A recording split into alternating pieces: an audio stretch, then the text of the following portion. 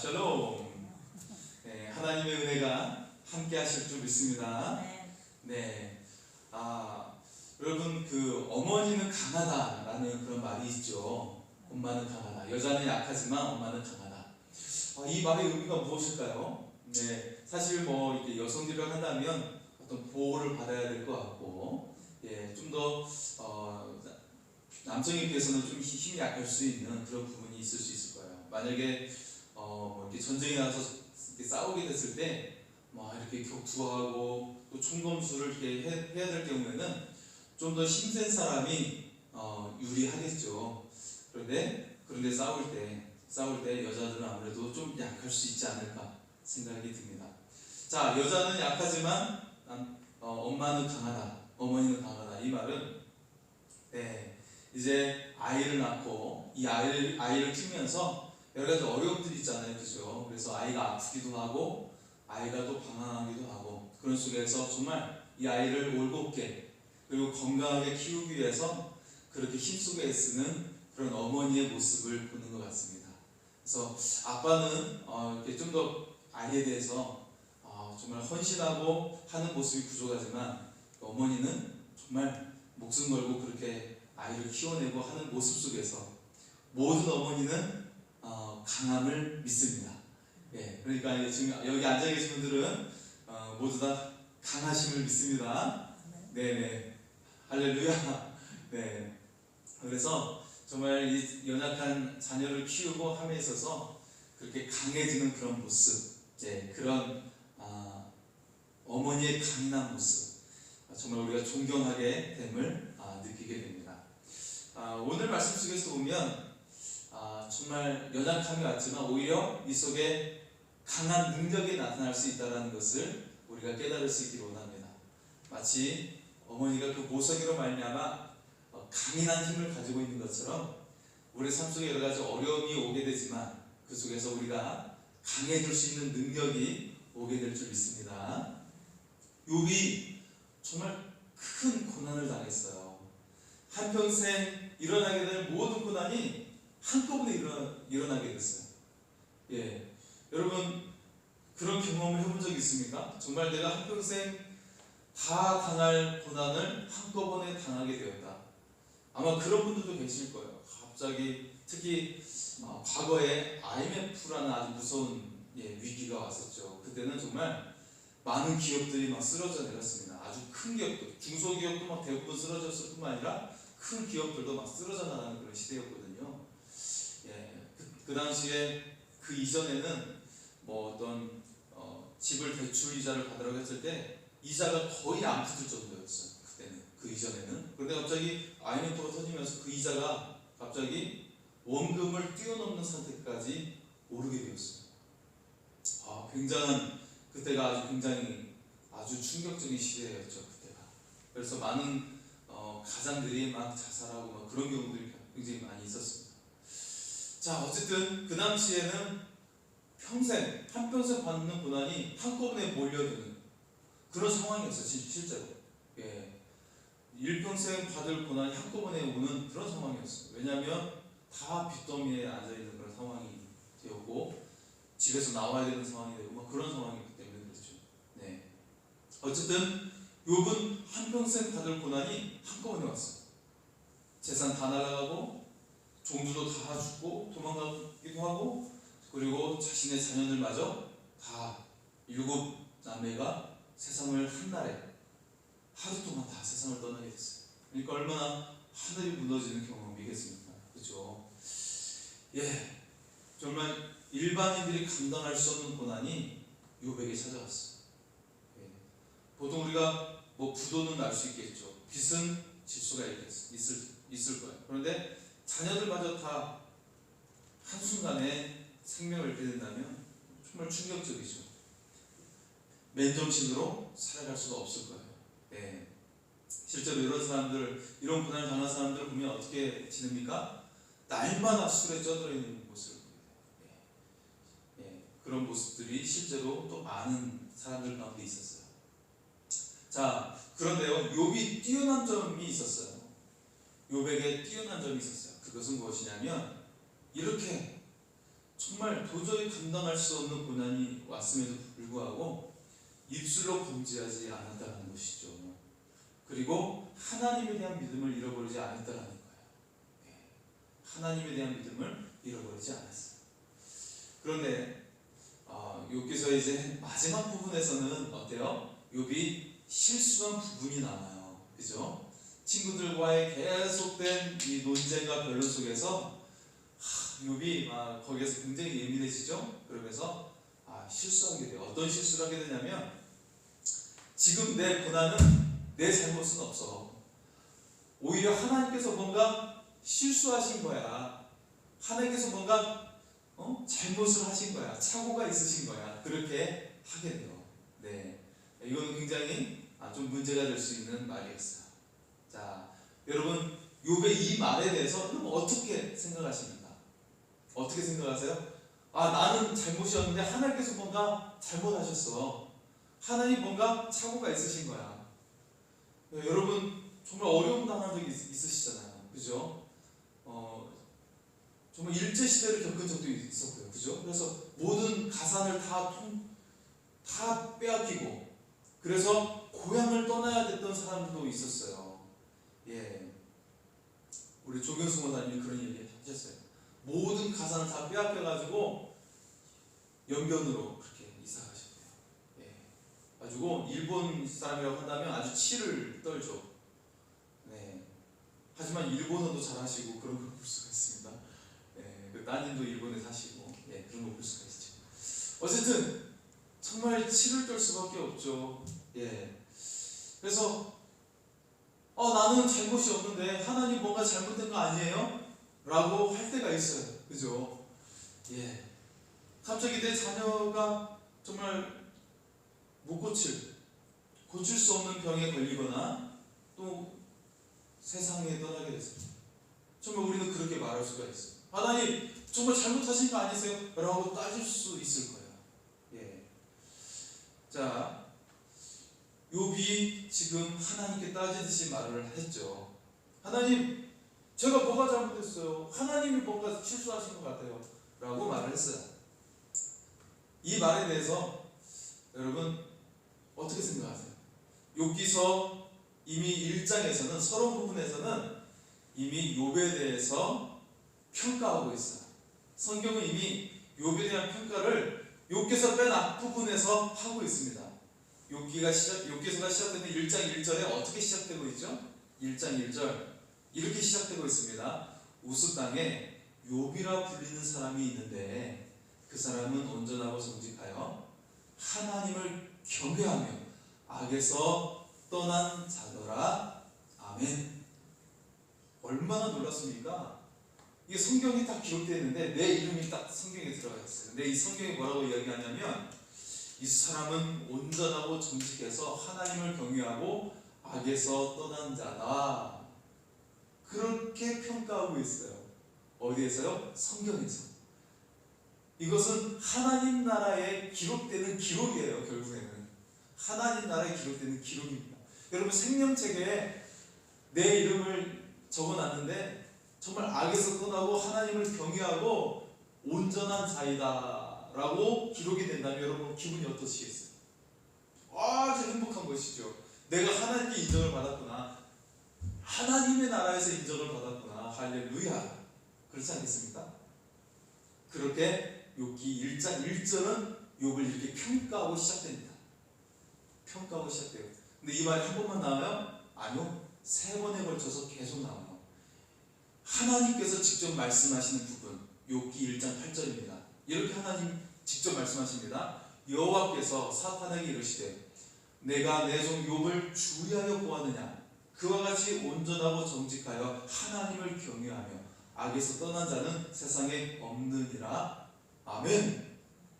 하나님 직접 말씀하세요. 똑같이 말씀하세요. 그가 온전하고 정직하여 하나님을 경외하고 악에서 떠난 자이다. 한 번만 말씀하셨어요. 또 말씀하세요. 욥기 2장 3절이에요. 자, 이때는 이미 사탄이요 욥을 막 쳤어요. 모든 재산 싹 없애버리고 종들 죽이고 떠나보내고 자녀들까지 세상을 떠났어요. 이때 욥이 입술로 범죄하지 않죠? 오히려 하나님을 찬양했어요. 하나님께 감사 기도를 드려요. 제정신이 아니죠. 뭐 다 재산 다 없어지고 자녀들 다 세상 떠났는데 오히려 하나님 찬양하고 감사하고 있어요. 제정신이 아니죠. 우리가 생각해서 상식적으로 생각할 때. 그런데 그런 욥을 보고 하나님께서 뭐라고 평가하시냐면 똑같이 욥을 칭찬합니다. 욥기 2장 3절입니다. 여호와께서 사탄에게 이르시되 내가 내 종 욥을 주의하여 보았느냐. 그와 같이 온전하고 정직하여 하나님을 경외하며 악에서 떠난 자가 세상에 없느니라. 네가 나를 충동하여 까닭없이 그를 치게 하였어도 그가 여전히 자기의 온전함을 굳게 지켰느니라. 할렐루야. 하나님께서 욥을 극찬하고 있어요. 저는 하나님께서 사람들 가운데 이렇게 극찬한 사람 못 들어봤어요. 오히려 제가 봤을 때는 아브라함보다도 더 극찬하고 있는 것 같아요. 아브라함이 뭐 고난 뭐 받았습니까? 고난이라고 해봤자 뭐 아기를 못 낳아가지고 막 계속 이렇게 마음으로만 앓고 있다가 100세 때 이삭을 낳은 거 뭐 그 정도밖에 없죠. 고향을 떠난 거하고. 네. 그런데 욥은 엄청난 고난을 받았잖아요. 그죠? 욥에 대해서 아주 극찬하고 있어요. 극찬하고 있어요. 네. 아마 제가 봤을 때는 한 다윗 정도의 그런 칭찬을 욥에게 하고 있는 모습이에요. 예. 다윗이 받는 칭찬만큼이나 욥을 칭찬하고 있는 모습이죠. 놀랍지 않습니까? 네. 욥이 고난 중에서도 하나님께서 욥의 진가를 보셨고 욥을 극찬하고 있습니다. 예. 자, 하나님은 욥을 완전하게 인정하셨어요. 심지어 원수 사탄에게 욥을 극찬하고 있습니다. 그래서 사실 욥이 불평했던 말도 사실 틀린 말이 아니었던 것이죠. 욥이 정말 잘못한 게 없어요. 그리고 욥이 고난받는 이유는 무엇이냐면 하나님과 사탄의 그 대화 속에서 사탄이 충동을 했죠. 하나님께. 하나님께서 다 주셔서 이렇잖아요. 욥이 한번 다 빼앗아 보세요. 그리고 심지어 욥을 건강까지 이렇게 한번 해보세요. 지금 뭐 몸이 성하니까 그런 거잖아요. 건강까지 한번 이렇게 해보세요.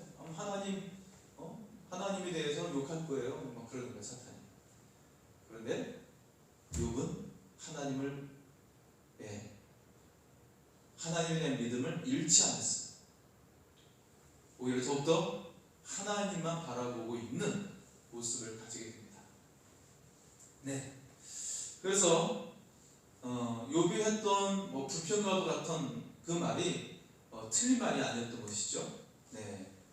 사탄과 하나님과의 대화 속에 정말 이 까닭없는 고난이 욥에게 왔어요. 죄를 범하지 않았던 욥에게 고난이 그냥 까닭없이 온 것이죠. 자, 욥이 이 고난을 통해 어떻게 됐죠? 욥이 이 고난을 통해서 온전히 연약해집니다. 욥이 철저하게 연약해지게 되죠. 가난한 자보다도 더 가난해지게 되고요. 어린아이보다도 더 힘이 없게 돼요. 그리고 거린들, 우리가 흔히 말하는 노숙자들이죠. 이 노숙자들보다도 더 그의 모습이 비참해지게 됩니다. 욥이 완전히 연약한 가운데 거하게 되죠. 자, 그런데 오늘 말씀을 통해 우리에게 주시는 말씀이 무엇입니까? 이 약함을 강함으로 바꾸는 능력이에요. 오늘 말씀의 제목은 약함을 강함으로 바꾸는 능력에 대한 것입니다. 욥은 하나님께 이 고난 중에 간절히 질문했어요. 하나님께 말했죠. 하나님만 바라봅니다. 그런데 제 고난의 이유에 대해서 좀 말씀 좀 해주십시오. 묻고 있어요. 하나님, 저 하나님만 바라볼 거예요. 지금 아무것도 없고 제 건강마저도 제가 지금 잃게 되었지만 저 그래도 하나님만 바라볼게요. 하나님 아시죠? 제가 믿음을 잃지 않고 여전히 하나님을 의지하고 있다는 거 하나님은 아시죠? 그렇게 말하면서 하나님, 하지만 제 고난에 대해서 좀 말씀 좀 해주세요. 이 친구들에게, 나를 비난하는 친구들에게 좀 저에 대해서 변호 좀 해주십시오. 그렇게 말을 하고 있는 거예요. 네. 자, 욥은 욥이 하고 있는 질문은 사실 우리가 궁금해하는 질문과 똑같아요. 우리가 인생을 살면서 정말 열심히 살아왔잖아요, 그죠? 그리고 다른 사람에게 뭐 사기치지도 않고 다른 사람에게 해를 끼친 일도 없어요. 그런데 우리 인생 속에 정말 어려운 일들이 있어요. 그것에 대해서 우리가 하나님께 정말 궁금해하죠. 하나님, 왜 제게 고난이 왔나요? 제게 말씀 좀 해주세요. 말씀만 해주시면 저는 속이 시원하겠어요. 이 욥의 궁금함과 우리의 궁금증이 같다는 것이죠. 자, 그래서 이에 관련해서 하나님은 명쾌하게 답변을 주시고 계십니다.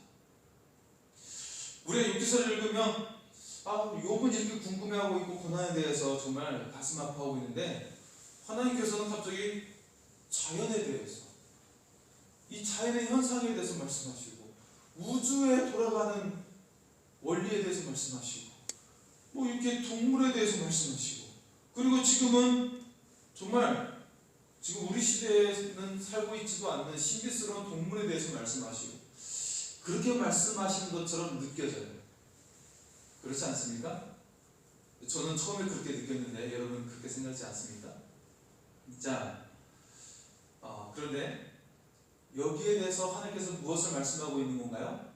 인간이 이해할 수 없는 일들이 너무나도 많다는 거예요. 인간이 이해할 수 없는 일들이 너무나 많다는 것이죠. 그런데 여기에 인간이 해야 될 일은 따로 있다는 것이죠. 이 세상 속에 네가 인생을 살면서도, 그리고 이 세상을 살아갈 때에 네가 이해할 수 없는 것들은 너무나도 많은 것이야. 여러분 지금 밖에 나가면 무엇이 여러분을 반겨주고 있죠? 밖에 나가면 무엇이 여러분을 반겨주고 있어요? 꽃들이 반겨주고 있잖아요. 꽃들이 안녕하세요, 저를 바라보세요. 그렇게 여러분 꽃들이 인사하지 않습니까? 저한테는 그렇게 인사를 하더라고요. 꽃들이 안녕하세요, 저를 바라보세요. 저 겨울 동안 쏙 들어가 있었는데 지금 이제 폈어요. 인사하고 있죠, 꽃들이. 네. 여러분 이거 자체만 해도 신비스럽지 않습니까? 분명히 겨울에는 죽은 나무처럼 뼈대만 앙상했는데 봄만 되니까 이렇게 막 꽃이 펴가지고 안녕하세요 인사하고 있잖아요, 그죠? 우리 인생에는요 크고 작은 여러 가지 이해할 수 없는 것들이 사실 많아요, 그죠? 하나님은 그것에 대해서 우리에게 보여주고 있는 거예요. 그러면서 어떤 말씀을 하고 있어요? 자, 너 이해할 수 없는 일도 너무나도 많을 거야. 하지만 네가 해야 될 일은 따로 있다 말씀하고 있는 거예요. 이 가운데 네가 해야 될 일은 따로 있다. 무엇이에요? 그것이 너는 하나님을 의심하지 말라는 거예요. 그리고 도리어 더욱 하나님을 신뢰하고 하나님을 믿으라는 거예요. 할렐루야. 네 지식과 경험도 쓸모없기 때문에 오직 하나님만 신뢰하라는 거예요. 여러분, 우리 권사님 지금 이제 연세가 이제 80대 중반으로 살고 계시잖아요. 그런데 이 코로나 이런 상황을 경험해 본 적이 있으신가요? 이전에? 전에? 이 코로나라는 상황은 처음 겪잖아요, 그죠? 어떻게 평생 매일 마스크 끼고 살 거라고 생각을 하셨습니까? 전혀 생각해 본 적이 없잖아요, 그죠?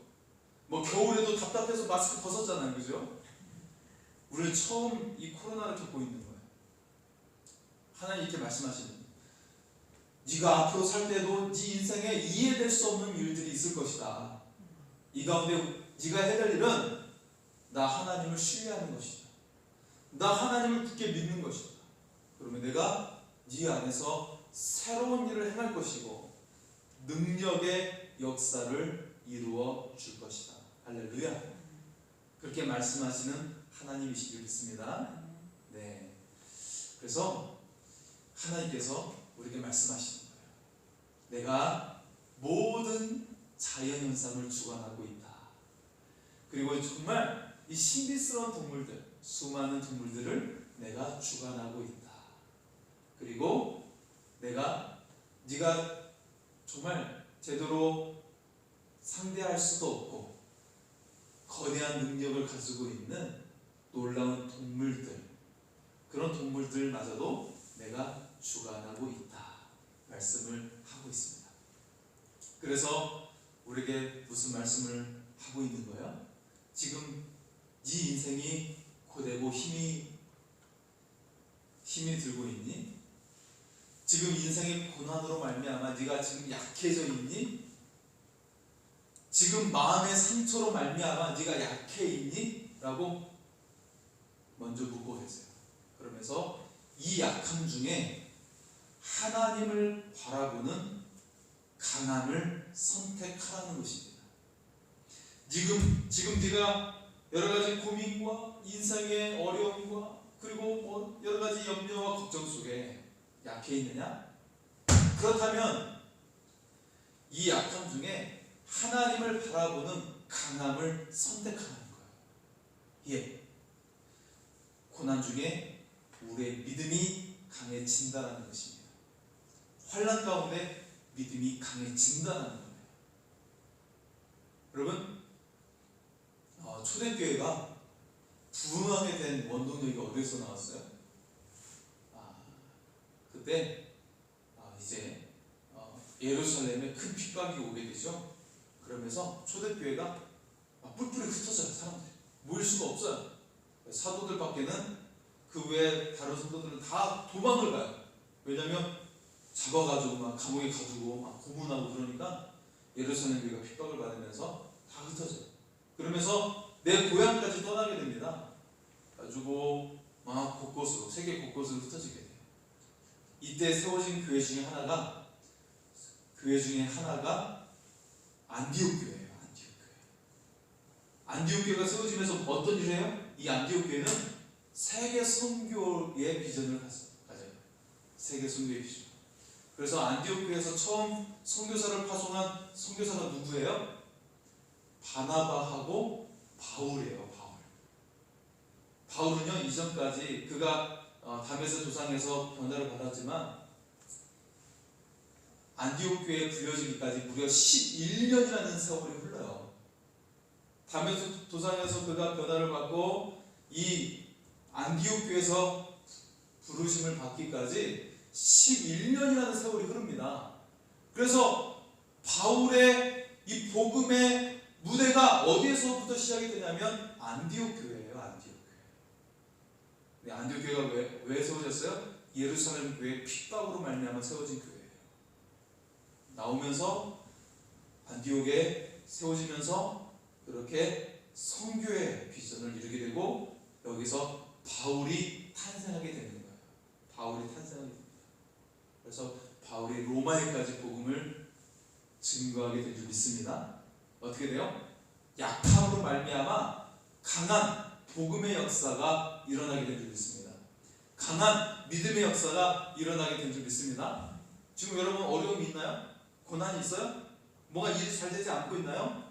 우리가 하나님을 바라보고 하나님 붙잡는 믿음으로 거하게 되면 내가 할 수 있는 것보다 더 강력한 역사가 일어나게 될 줄 믿습니다. 내가 할 수 있는 것보다 더 강한 믿음의 역사가 일어나게 될 줄 믿습니다. 여러분 신뢰하십시오. 아마 예루살렘 교회가 여러 가지 수고하고 애썼어도 기껏 해봤자 예루살렘과 그 주변 유다 땅 정도만 복음을 증거했을 거예요. 왜냐하면 그들은 헬라 말을 잘 몰랐어요.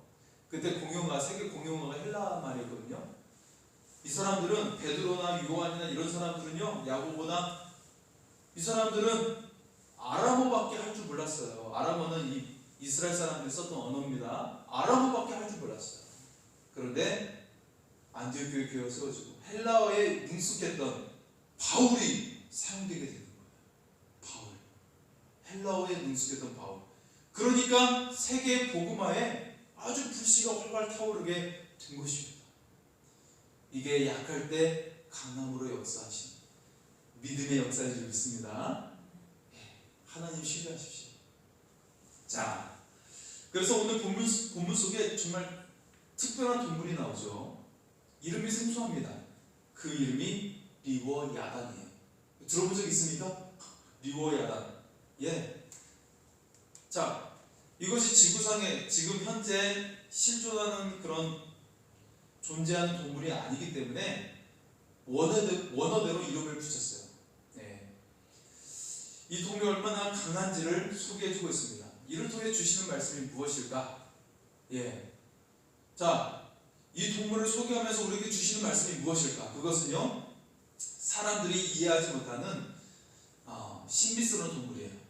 사람들이 두려워하는 동물입니다. 이것을 통해서 우리 인간에게 어떤 모습을 드러내는 것이죠? 우리 인간이 한없이 연약하다는 거예요. 우리 인간이 뭐 잘난 것 같지만, 뭐 똑똑한 것 같지만 실제로는 한없이 연약하다는 거예요. 이것을 성경은 우리에게 말씀하고 있는 겁니다. 그래서 리워야단이 과연 어떤 동물인데요? 라고 궁금해할 수가 있어요. 어떤 동물일까요? 성경에는 5번에 걸쳐서 등장을 합니다. 그래서 사실 지금 우리가 가지고 있는 성경 이전 버전에는 이 리워야단 대신에 우리가 잘 아는 동물의 이름을 붙였어요. 악어라고 이름을 붙였었습니다. 그런데 다시 성경이 번역이 되면서 지금 우리가 쓰고 있는 성경에는 그냥 원래 그 이름의 음역대로 이름을 그냥 써놨어요. 리워야단이라고. 악어라고 쓰지 않았어요. 왜냐하면 사실 이 성경에서 표현하는 내용을 읽어보면 도저히 악어라고 말할 수가 없는 거예요. 그러니까 이 동물이 물속에도 들어가기도 하고 강력한 힘을 가지고 있고 가죽을 가지고 있지만 다른 표현들, 뭐 입에서 불을 내뿜기도 하고, 그리고 창을 찔러도 창을 뚫지를 못해요. 쇠로 찔러도 쇠가 뚫지를 못하는 아주 강한 가죽을 가지고 있어요. 악어가 그렇습니까? 악어는 그렇지 않죠. 악어가 불을 내뿜어요? 그렇지 않잖아요. 그러니까 이 묘사를 보면 우리가 어때요? 여러분, 중세시대 유럽에서 많이 사용되고 있는 용의 모습, 뭐 중국이나 한국에서도 표현되어지고 있는 용의 모습이 이와 같은 모습인 것을 우리가 생각해 볼 수가 있는 거죠. 그래서 이것에 대해서 많은 사람들이 뭐 악어 모습 같다, 뱀 모습 같다, 아니 뭐 공룡 모습 같다, 그리고 신화적인 동물이 용의 모습과 같다, 그렇게 생각을 했었습니다. 예. 자, 여기서 중요한 점은 리워야단은 인간의 능력으로 감당할 수 없는 존재이다라는 것이죠. 자, 그래서 성경에 등장하는 몇 가지 모습을 좀 더 소개합니다. 욥기서 3장 8절에 리워야단이 등장을 또 해요. 여기서는 욥이 자신이 태어난 날을 한탄을 합니다. 하나님, 차라리 저를 태어나지 않게 했으면 얼마나 좋았을까요? 라고 그냥 독백, 그냥 자기 혼잣말로 하게 되는 것이죠. 이때 욥이 이런 식으로 이야기를 해요. 자신의 태어난 날에 대해서 리워야단이 나타나서 하나님의 창조 질서를 파괴하였더라면 이라고 말을 합니다. 그러니까 이 리워야단이라는 동물은 하나님의 창조 질서를 어지럽히고 파괴할 정도로 강력한 힘을 가진 동물이죠. 그래서 그렇게 됐다면 내가 태어나지 못했을 것이다, 그렇게 욥이 말을 하고 있는 거예요. 네. 그래서 이것을 순수하게 악어라고 말할 수가 없는 것이죠. 그리고 또 시편 74편 14절에 등장합니다. 리워야단이 마치 용과 비교되는 정도로 등장을 하고 있어요. 자, 시편 74편에 등장하는 리워야단은 바다의 용과 함께 바다의 괴물과 같은 존재라고 그렇게 표현을 하고 있습니다. 그리고 시편 104편 26절에는 하나님께서 지으신 피조물이라고 묘사를 하고 있어요. 바다에서 즐겁게 노는 바다 생물 리워야단이라고 그렇게 묘사하고 있습니다. 자, 그리고 마지막으로 이사야 27장 1절에 보면 리워야단이 등장하는데 여기서는 용과 함께 등장하고 악한 존재로 표현되고 있어요. 왜냐하면 하나님께서 이 리워야단을 벌하시겠다 말씀하고 있거든요. 예, 이사야 27장은 하나님의 심판에 대한 내용이거든요. 그래서 리워야단, 하나님을 대적하는 리워야단, 그런 식으로 이렇게 표현되어지고 있어요. 용, 악한 용.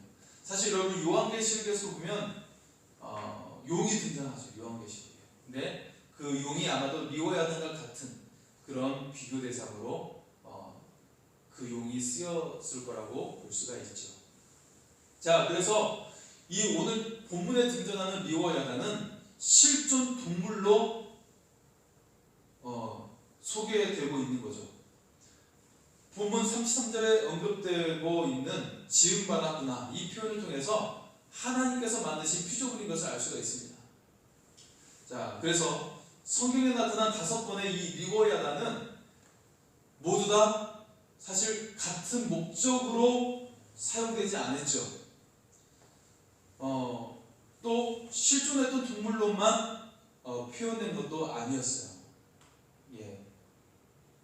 부분적으로 상상의 동물로도 그렇게 나타내고 있는 것이죠.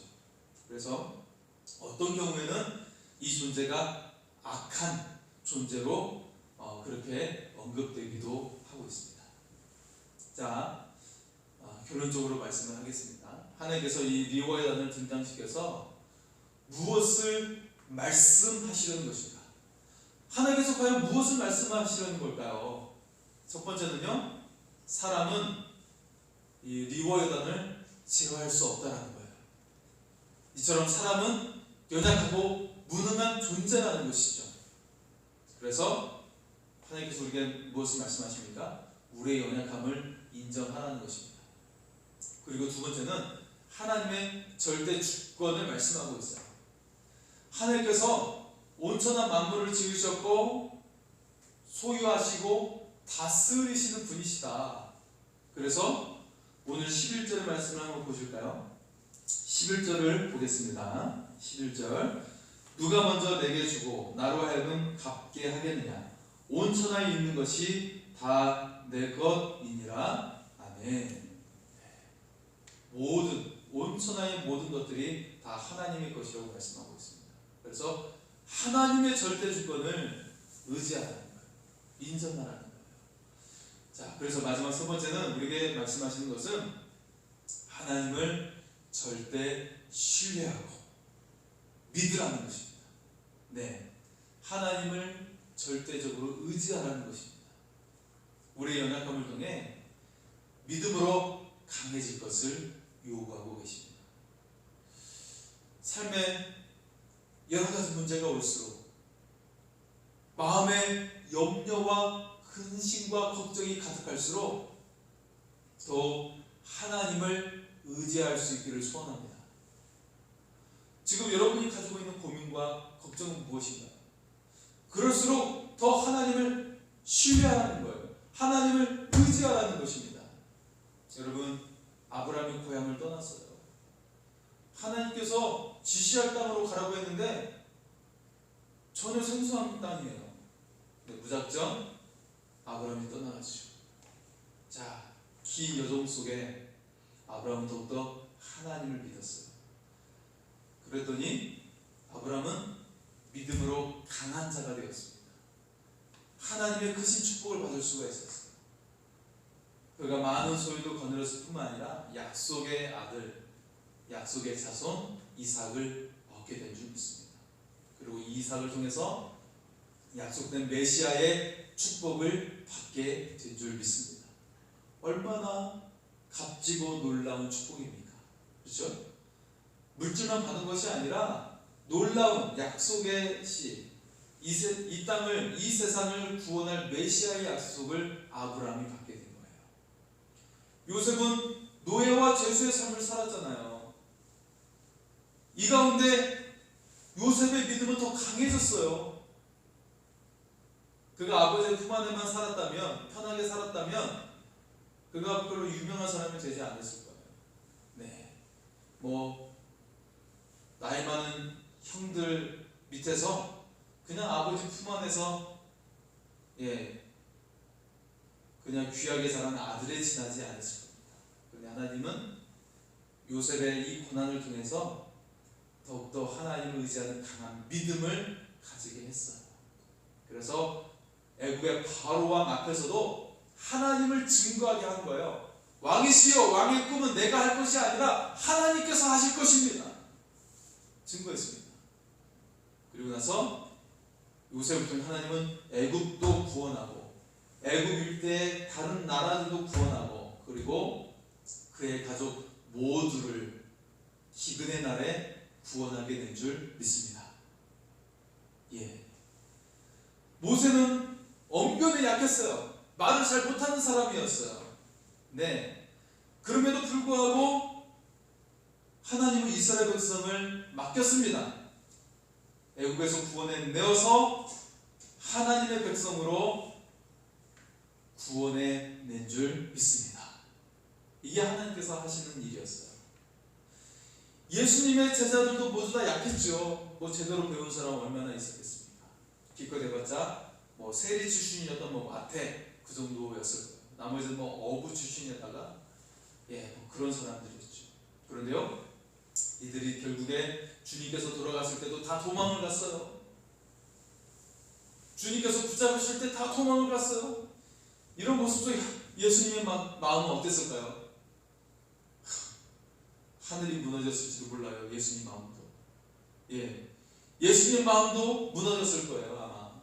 그런데요, 부활의 예수님을 제자들이 만나게 되죠. 그리고 며칠 후 오순절 성령의 강한 역사가 그들 속에, 그들을 통해서 일어나게 된 줄 믿습니다. 여러분, 약할 때 강하게 하시는 하나님의 역사를 바라볼 수 있기를 소원합니다. 한 사람만 더 이야기합니다. 거제도에 가시면 애광원이라고 장애인들 200명이 거기에서 거하면서 보살피는 곳이 있습니다. 정확하게 말하면 거기 시설에 장애인들이 대략 한 240명 그리고 직원들이 120명이 거하는, 무려 360명이 거하는 시설이에요. 엄청난, 우리나라 최고 큰 시설입니다. 그런데요, 그 시설을 세운 사람이 누군지 아세요? 김임순이라는 원장님이에요. 그분이요, 연약한 여자였어요. 연약한 여자. 좋은 집에서 자라고 이화여대를 졸업을 해가지고 아주 우리나라 유명한 목사님인데요. 그분도 미국에서 유학 갔다 오셔가지고 지성인 목사님이셨는데요. 그분의 며느리로 들어가게 됩니다. 남편도 똑똑하고 그랬죠. 그런데요, 우리나라 이제 6.25 전쟁을 맞이하고 시아버지가 행방불명이 되고 남편도 이렇게 돼요. 남편도 실종돼요. 남편도. 그래서 갓난아이를 데리고 어디까지 피난을 가요? 계속 피난을 가가지고 남한 땅으로, 그리고 거제도까지 피난을 가요. 거제도까지. 그래서 정말 이 피덩어리 자신의 자식을 키우는데 보니까 주변에 아이들도 많이 있는 거예요. 주변에 전쟁과들. 그 아이들을 하나 둘 거두면서 자기 아기 키우는 것도 힘든데 다른 아이들까지 같이 키워요. 불쌍하고. 이 모성애, 이 어머니의 마음으로 다른 고아들까지 키워. 그러다가 이제 전쟁이 끝나고 어느 정도 이제 이 고아 시설들이 주변에 생기고 하면서 이제는 고아가 아닌 장애인들을 그렇게 그들을 키워내게 되죠. 그러면서 지금의 시설, 장애인들 240명에 직원들 120명이 거느리는 아주 큰 시설이 됩니다. 여러분, 정말 어떻게 보면 지성인으로서, 그 당시 엘리트로서 많은 걸 누릴 수 있었음에도 불구하고 그렇게 고아들을 키워내고 장애인들을 키워내면서 정말 남편도 그리고 시아버지도 그렇게 실종되고, 그런 상황에서 여자의 홀로 된 몸으로 자녀를, 수많은 사람들을, 수많은 장애인들을 키우게 됩니다. 그 딸이 이런 말을 했어요. 지금은 이제 김일수 원장님이 96세입니다.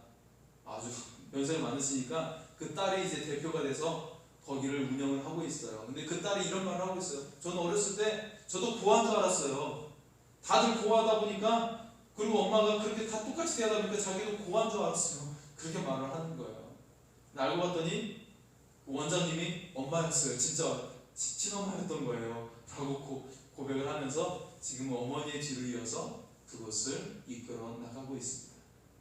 여러분, 큰 고난을 당했어요. 6.25 전쟁 등에 시아버지도 남편도 잃어버리고 그렇게 혼자 자녀를 키워내는 상황이었어요. 하지만 많은 사람들의 인생을 책임지게 됐고, 그리고 지금도 수많은 장애인들을, 그리고 사회복지사들을 케어하는 그런 사람이 되었다라는 것입니다. 여러분, 약할 때 하나님을 신뢰하면 더 강한 역사가 일어나게 될 줄 믿습니다. 어려움이 왔을 때, 고난이 왔을 때 정말 불평하고 근심과 걱정과 염려 속에 사는 것은 믿는 자의 모습이 아닙니다. 우리가 일대일수록 더 하나님 신뢰하시고, 하나님께서 기가 막힐 일을 행하시려고 하시는 것이군요, 하나님의 놀라운 계획이 있으시군요 라고 더욱더 믿음으로 바라볼 수 있기를 소원합니다. 하나님께서 여러분의 인생을 들어서 놀랍게 사용하시고, 우리 주 예수님처럼 이 고난과 부활의 역사를 이루셔서 온 인류를 구원해 주셨던 것처럼 여러분의 삶을 통해서도 인류를 구원하시고 위대한 일을 행하시는 하나님의 손길이 임하실 줄 믿습니다. 이 하나님을 신뢰하고 약할 때 강함으로 이끄시는 하나님을 믿음으로 바라볼 수 있기를 소원합니다. 우리 찬양하며 나가며 약할 때 강함 되시니 찬양하겠습니다.